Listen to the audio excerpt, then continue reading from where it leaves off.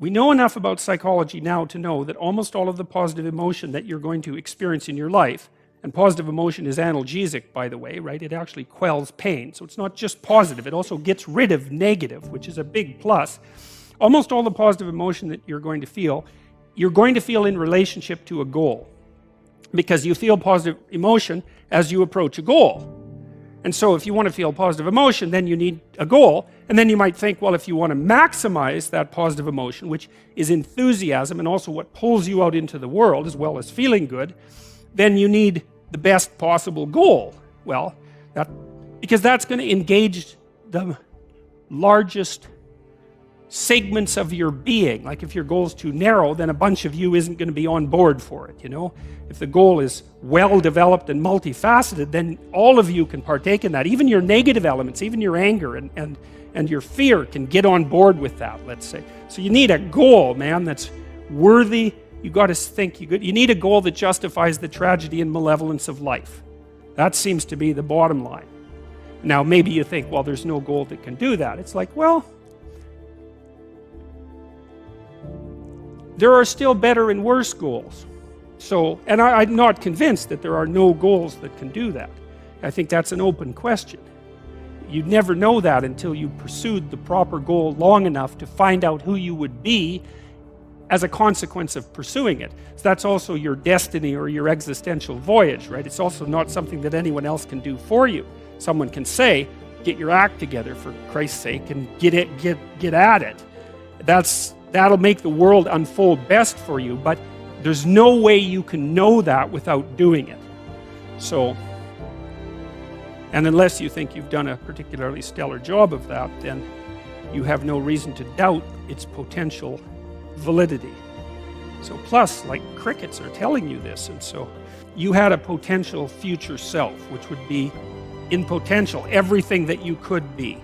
And that it manifests itself moment to moment in your present life by making you interested in things. And the things that you're interested in are the things that would guide you along the path that would lead you to maximal development. Now, it sounds like a metaphysical idea or a mystical idea even, but it's not. It's not. It's a really profoundly biological idea. The idea is something like, well, you're set up so that you're automatically interested in those things that would fully expand you as a well-adapted creature. Well, like, there's nothing radical about that idea. What else could possibly be the case? Unless there's something fundamentally flawed about you, that is what the situation would be. It's kind of interesting to think about how that would be manifest moment to moment, but the idea is something like, well, your interest is captured by those things that lead you down the path of development. Well, that better be the case. Okay, so that's fine. And so there's some utility in pursuing those things that you're interested in. That's the call to adventure, let's say. So, and the call to adventure takes you all sorts of places. Now, the problem with the call to adventure is, like, what the hell do you know? You might be interested in things that are kind of warped and bent. And often it's the case that when new parts of people manifest themselves and grip their interests, say, they do it very badly and shoddily. And so you stumble around like an idiot when you try to do something new. That's why the fool is the precursor to the savior from the symbolic perspectives, because you have to be a fool before you can be a master. And if you're not willing to be a fool, then you can't be a master. So the proper response to that is, you're right, it probably is a stupid idea, because almost all ideas are stupid. And so the probability that as you move forward on your adventure that you're going to get it right the first time is zero. It's just not going to happen.